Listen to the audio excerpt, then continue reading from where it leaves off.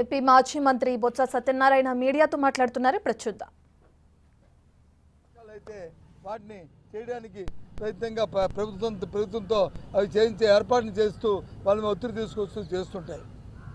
అంతేగాని ఏ ఒక్కరికో ఏ ఇద్దరికో ఉన్న ఇది ప్రత్యక్షంగా ఉన్న వివాదం కాదు, వ్యక్తిగత వివాదాలు కాదు, ఇది ఆస్తి తగాదాలు కాదు, ఇది వ్యక్తిగతమైన తగాదాలు కాదు. ఇవి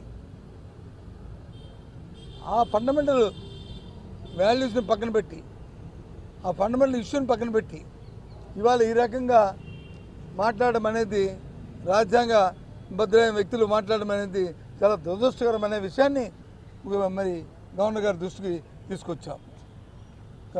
కాబట్టి ఇక్కడ ఉన్న మీ ద్వారా కూడా ఈ విషయాన్ని మీకు తెలియజెప్తూ రాష్ట్ర ప్రజానికానికి అందరూ కూడా ఆలోచించమని కోరుతున్నాను.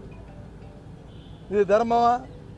పేదవాడికి వచ్చి పార్టీ అంట కొట్టి వాడికి ఇబ్బంది పెట్టడం అనేది న్యాయమా?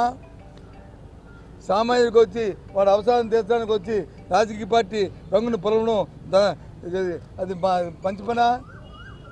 ఇది కాదనే విషయాన్ని మీ ద్వారా చెప్తూ ఏది అయినప్పటికీ ఇన్ని మాటలు చెప్పినా ఎన్ని చెప్పినా మేము ఒక ప్రతిపక్షంగా వైఎస్ఆర్సీ పార్టీ మా ధర్మాన్ని మేము నిర్వర్తిస్తూ ఎన్ని అయినప్పటికీ కూడా మేము పోరాటం చేస్తూ ఈ రాష్ట్రంలో సామాన్య ప్రజల తాలూకా, రైతుల తాలూకా, రైతు కూలీ తాలూకా మనుగడే ముఖ్యంగా ప్రభుత్వం ఇచ్చిన ప్రభుత్వం చేస్తున్న హామీల్ని నెరవేర్చే దిశగా వాళ్ళ మీద ఒత్తిడి తీసుకొచ్చి వాళ్ళ మెడలు వంచే కార్యక్రమాలు చేయించడానికే మా ప్రయత్నం చేస్తుంటాం.